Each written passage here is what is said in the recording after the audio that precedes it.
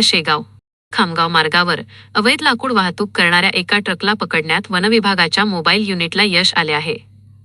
जुलै 23 रोजी रात्री माऊली कॉलेजजवळ ही मोठी कारवाई करण्यात आली असून ट्रकमधील लाकडांसह सुमारे 5.5 लाखांचा मुद्देमाल जप्त करण्यात आला आहे. मिळालेल्या माहितीनुसार अकोट, शेगाव, खामगाव आणि मलकापूर मार्गे मोठ्या प्रमाणात अवैध लाकूड वाहतूक सुरू असल्याची गुप्त माहिती वनविभागाला मिळाली होती.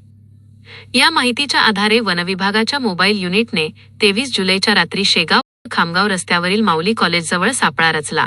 दरम्यान संशयास्पद वाटणाऱ्या ट्रकला थांबवून पाहणी केली असता त्यात विनापरवाना व बेकायदेशीररित्या वाहून नेले जाणारे लाकूड, लाकसांड आढळून आले. वनविभागाच्या पथकाने तत्काळ कारवाई करत लाकूड आणि ट्रक असा एकूण 5,63,937 रुपयांचा मुद्देमाल ताब्यात घेतला आहे. या कारवाईमुळे अवैध लाकूड तस्करांचे धाबे दणाणले असून या मार्गावर सुरू असलेल्या बेकायदेशीर लाकूड वाहतुकीच्या साखळीचा शोध वनविभाग घेत आहे.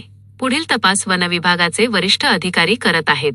महाभूमी डिजिटलसाठी अनुप गवळी, खामगाव.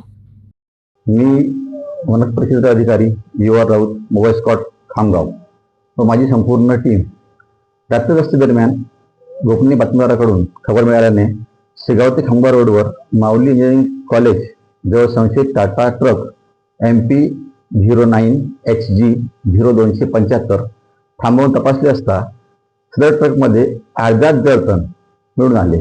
ट्रक चालकास वाहतूक परवान्याविषयी मागितला असता त्यांनी समाधानकारक उत्तर दिले नाही. सदर माल हा अवैधरित्या वाहतूक असल्याची खात्री पटल्याने ट्रकला ताब्यात घेऊन खामगाव प्रादेशिक कार्यालयात आणून सविस्तर पंचनामा करून वनगुन्हा जारी करण्यात आलेला आहे. सदर कार्यवाही ही माननीय उपवनसंरक्षक श्री जमीर शेख साहेब, माननीय विभागीय वन अधिकारी दक्षता अमरावती श्री कमलेश पाटील साहेब व माननीय सहाय्यक वनसंरक्षक बुलढाणा श्री वैभव कागडे साहेब यांच्या मार्गदर्शनाखाली मोबाईल स्कॉट खामगाव चे संपूर्ण टीम व स्थानिक वनरक्षक यांनी मिळून केलेली आहे. तरी सामान्य जनतेला आवाहन करण्यात येते की जर अशी कुठलीही वाहतूक होत असेल तर आम्हाला कृपया संपर्क करावा, तत्काळ कारवाई करण्यात येईल.